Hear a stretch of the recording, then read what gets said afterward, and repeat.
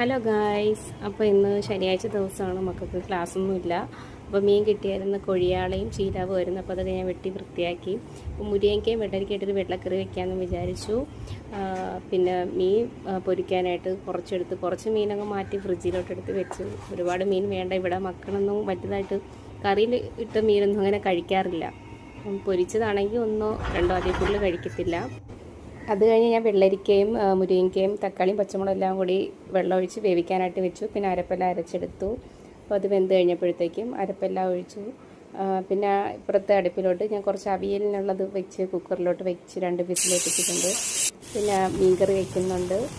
അങ്ങനെ എല്ലാം ഇടയ്ക്കിടയ്ക്ക് ഇച്ചിരിച്ച് ഷോർട്ടായിട്ട് ഞാൻ എടുത്തത്. അവിയലിനും നമ്മൾ ഒഴിച്ചേർക്കും വേണ്ടി ഞാൻ താളിക്കുന്നുണ്ട്. ഉണക്കമുളകും കൊച്ചുള്ളിയും കറിവേപ്പിലയൊക്കെ ഇട്ട് താളിച്ചൊഴിക്കുന്നുണ്ട്.